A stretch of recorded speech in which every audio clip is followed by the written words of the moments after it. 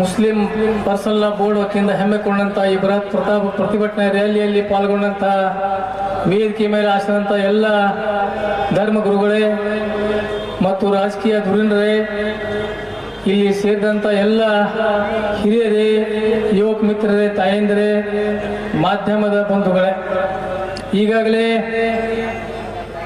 ವಕ್ಫ್ act 2025ನೇ ವಿಷಯದ ಬಗ್ಗೆ ಸಾಕಷ್ಟು ಸವಿಸ್ತಾರವಾಗಿ ನಮ್ಮ ಎಲ್ಲ ಭಾಷಣಕಾರರು ತಮ್ಮ ಅನಿಸಿಕೆಗಳಲ್ಲಿ ಹೇಳಿದ್ದಾರೆ ಬಂಧುಗಳೇ. ಈಗಾಗಲೇ ತಮಗೆ ಹೇಳಿದಾಗೆ ಇದರಲ್ಲಿ ಈಗಾಗಲೇ ಸುಪ್ರೀಂ ಕೋರ್ಟ್ನಲ್ಲಿ ಕೇಂದ್ರ ಸರ್ಕಾರಕ್ಕೆ ಛೀಮಾರಿ ಹಾಕಿದ್ದಾರೆ. ತಮಗೆಲ್ಲರಿಗೂ ಗೊತ್ತಿದ್ದ ಹಾಗೆ ಈ 3 ಅಂಶಗಳನ್ನು ಏನು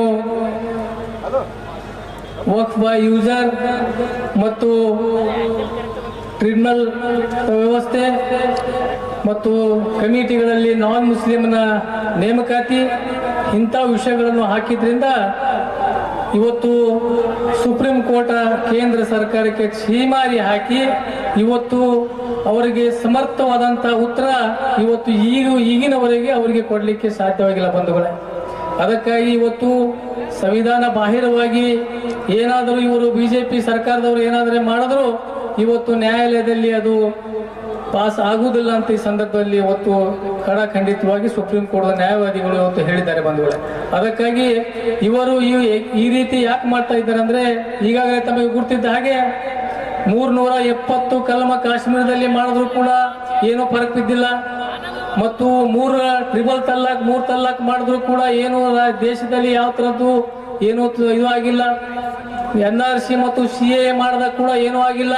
ಅದಕ್ಕೆ ಈ ಎಲ್ಲ ವಿಷಯಗಳನ್ನು ಇವರು ಈಗ ಮತ್ತೆ ಒಂದು ಹೊಸ ವಿಷಯ ವಕ್ಫ್ ಬಗ್ಗೆ ಏನಿವತ್ತು ಅವರು ಇವತ್ತು ಮಾಡ್ತಾ ಇದ್ದಾರೆ, ಇದರಿಂದ ಕೂಡ ಏನೂ ಆಗುವುದಿಲ್ಲ. ಅದಕ್ಕಾಗಿ ಬಂಧುಗಳೇ, ಇವತ್ತು ಸುಪ್ರೀಂ ಕೋರ್ಟ್ದಲ್ಲಿ ಈಗಾಗಲೇ ನಮ್ಮ ನ್ಯಾಯವಾದಿಗಳು ಹೇಳಿದ ಹಾಗೆ ನಮಗೆ ಸಮರ್ಥವಾದಂಥ ಇವತ್ತು ವಕೀಲರು ಕಪಿಲ್ ಸಿಬ್ಬಲ್ ಆಗಲಿ, ಸಿಂಘವಿ ಆಗಲಿ, ಇನ್ನಿತರ ಬಹಳಷ್ಟು ಜನ ಇವತ್ತು ಸಮರ್ಥವಾಗಿ ವಾದ ಮಾಡ್ತಾ ಇದ್ದಾರೆ ಬಂಧುಗಳೇ. ಅದಕ್ಕಾಗಿ ನಮಗೂ ಕೂಡ ವಿಶ್ವಾಸ ಇದೆ, ಆ ದಿವಸ 5ನೇ ತಾರೀಕಿಗೆ ನಮಗೆ ನ್ಯಾಯ ಸಿಗುವಂತ ವಿಶ್ವಾಸ ಇದೆ. ಅದಕ್ಕಾಗಿ ತಾವು ಎಲ್ಲರೂ ಆ 5ನೇ ತಾರೀಕಿಗೆ ಅಲ್ಲಾಹನಲ್ಲಿ ದುಆನು ಕೂಡ ಮಾಡಬೇಕು.